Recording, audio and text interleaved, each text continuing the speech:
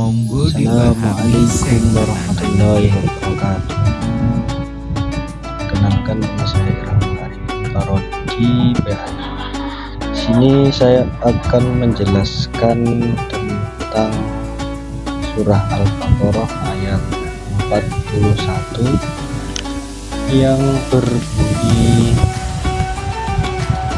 wa aminu bima anzaltum musaddiqan lima ma'akum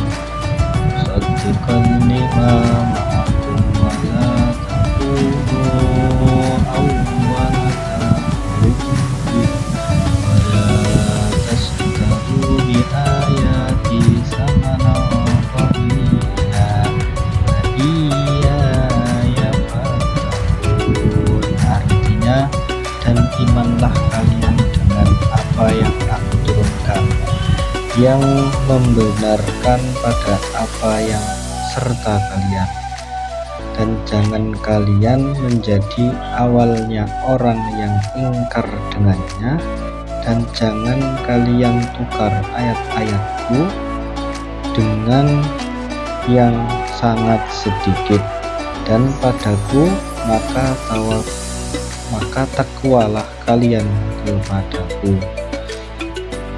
Dari ayat tersebut, wa aminu, dari lafaz wa aminu mengandung mempunyai isi kandungan kita belajar beriman pada Al-Quran dengan cara meyakini kebenaran, mempelajari, menggurukan, mengamalkan, mengajarkan, dan menyebarkan.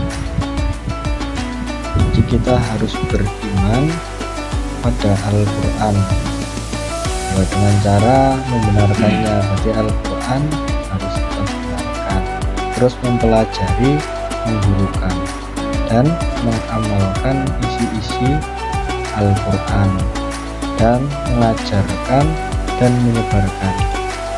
Bima anzaltu, kita yakin bahwa Al-Quran dari Allah, bukan buatan Nabi Muhammad, sehingga kita tidak ragu dengan Al-Quran karena yang datangnya dari Allah itu pasti benar.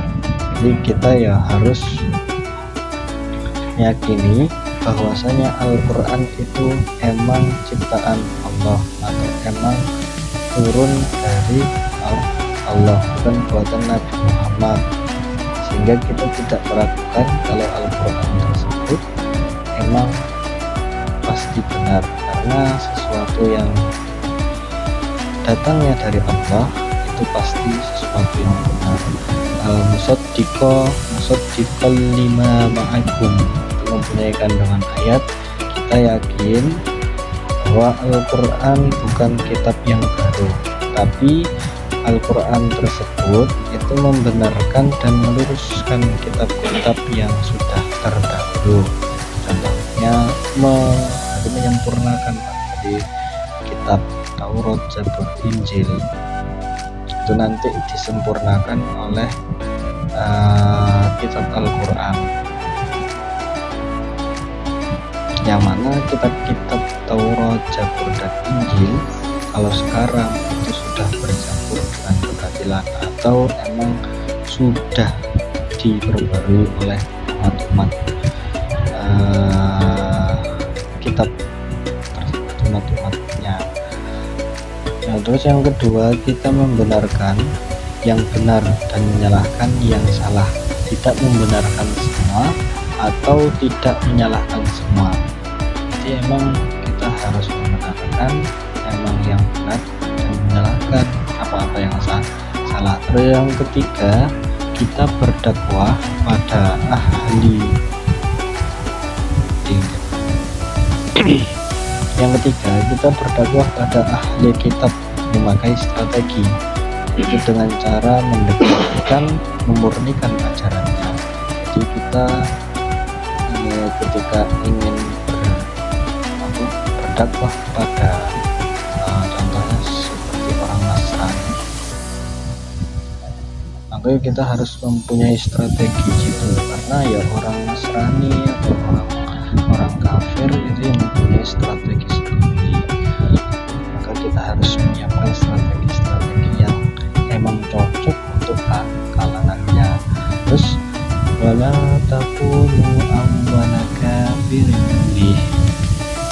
tunaikan dengan surat atau kandungan kata, kita hindari menjadi pemula kekafiran atau tokoh kekafiran.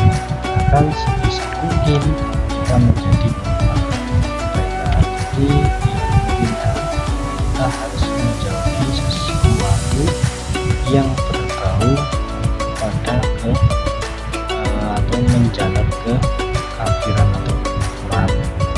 Kita harus menjauhinya kalau sebisa mungkin. Wala tasyahu ayati, itu mempunyai kandungan kita menghindari menjual ayat-ayat Allah dengan harga yang sedikit. Maksudnya ya, menjual dengan dunia, harta, tahta, keluarga, dan asmara. Contohnya, tidak mau mengajar Al-Quran karena tidak digaji atau gajinya sedikit. Kita harus menjauhi dari sifat-sifat tersebut. Kita harus memperjuangkan ayat-ayat Allah semampu kita dan seikhlas kita. Harus digaji, terus sama nilai mempunyai kandungan surah. Yang pertama, kita banyak ingat bahwa dunia sangat, jadi kita harus ingat bahwasanya dunia itu sedih atau isi dunia itu tidak ada apa-apanya dibandingkan akhirat kita, sehingga kita hanya mengorientasikan kehidupan kita pada jalan akhirat, bukan dunia. Jadi kita ya hidup di dunia ini hanya untuk melakukan atau